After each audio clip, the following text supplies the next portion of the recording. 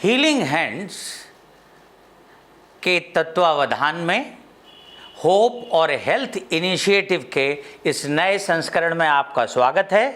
मैं डॉक्टर तिलक आप सबका अभिवादन करता हूँ। मेरे पास प्रायः बच्चों की माएँ और परिवारजन आते हैं और वो चिंतित होते हैं कि बच्चे को बार बार संक्रमण हो जाता है। डॉक्टर साहब कुछ करिए कि इसकी इम्यूनिटी बढ़े, इसकी लड़ने की सामर्थ्य बढ़े। तो मैंने सोचा आज इसी विषय पे आपसे बात की जाए कि हम बच्चे की इम्यूनिटी कैसे बढ़ा सकते हैं। इसका सबसे सरल उपाय यह है कि जब बच्चा पैदा हो तो प्रारंभिक 6 महीने तक उसको सिर्फ मां का दूध पिलाएं, साथ में न घुटी, न शहद, न ग्राइप वाटर, न पानी, न ऊपर का दूध और न कोई और पेय।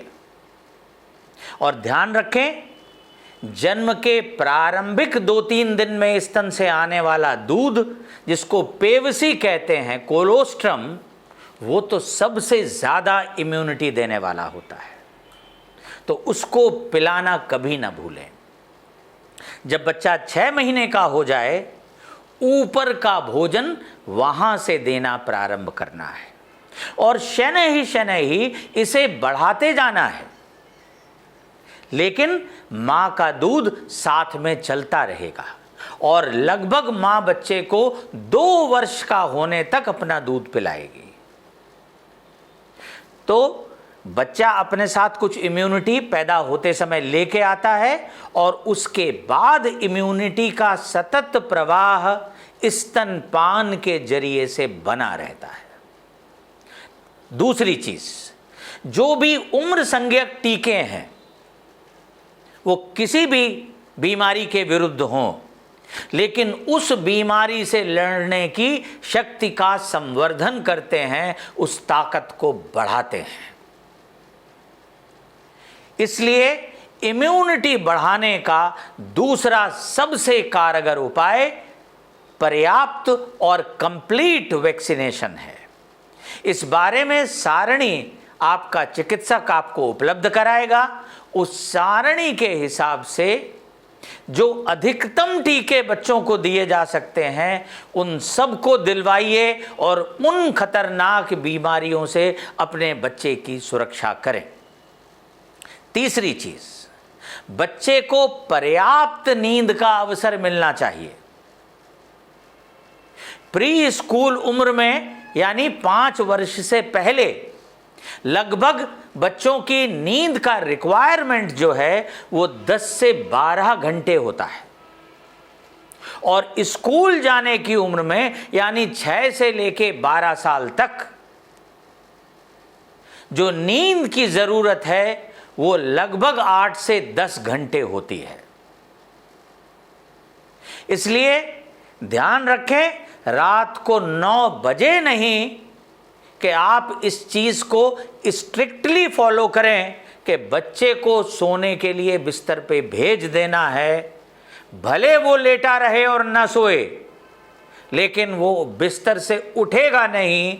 और यदि इसको आप स्ट्रिक्टली लागू करें तो आप देखेंगे धीरे धीरे बच्चे की सोने की आदत रात को 9 बजे शुरू हो गई है। प्रायः होता यह है कि माँ बाप रात में टेलीविज़न देखते रहते हैं और बच्चे उनके साथ जगते रहते हैं। यदि रात को 12-1 बजे सोएगा बच्चा तो कभी भी अपनी नींद पूरी नहीं कर पाएगा और जब नींद पूरी नहीं होती तो बच्चे की भूख भी हार्मोन्स अव्यवस्थित हो जाने के कारण कम हो जाती है। फिर बच्चे खाने में दिलचस्पी नहीं लेते, धीरे धीरे कमज़ोर होने लगते हैं और वो कमज़ोरी भी उनकी इम्यूनिटी कम करती है। एक और उपाय जो आप कर सकते हैं वो बच्चों को नियमित खेल कूद और व्यायाम के लिए 1-2 घंटे का अवसर उपलब्ध कराना। छोटे बच्चे तो खुद ब खुद खूब खेलते हैं, दौड़ते भागते हैं, लेकिन मजबूरी ये हो गई है कि जिंदगियां बड़े बड़े मकानों और खुले मैदानों से अब फ्लैट्स में कैद होकर रह गई हैं, जहां दौड़ने भागने की पर्याप्त स्थान उपलब्ध ही नहीं है। तो ये ज़रूरी है कि जो उनके अभिभावक और पालक हैं वो उनको रोज़ शाम को 1-2 घंटे ऐसे खुले मैदानों में लेके जाएं जहां वो साइकिल चला सकें, जहां वो दौड़ भाग सकें, खेल कूद कर सकें। व्यायाम जरूरी है और व्यायाम मॉडरेशन में करने से हमारी इम्यूनिटी बढ़ती है। फिर पौष्टिक भोजन की अहमियत को कम करके नहीं आंका जा सकता। ऐसा भोजन जिसमें पर्याप्त प्रोटीन हो, कार्बोहाइड्रेट्स हो, मिनरल्स हो, विटामिन्स हो, फैट हो,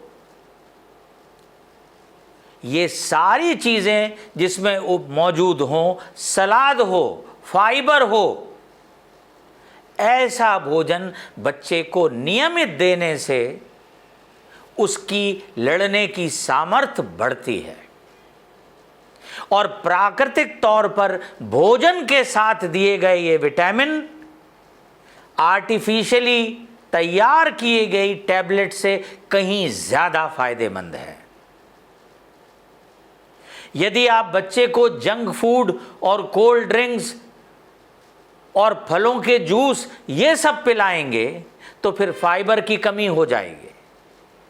जंक फूड में सॉल्ट और ट्रांस फैट्स हानिकारक हदों तक होते हैं, इसलिए इनसे बचें और बाकी काम करें।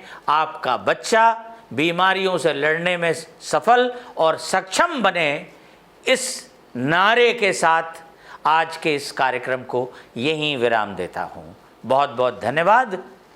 हमारे इस कार्यक्रम को यदि आपको पसंद आया हो तो लाइक और सब्सक्राइब करना न भूलें।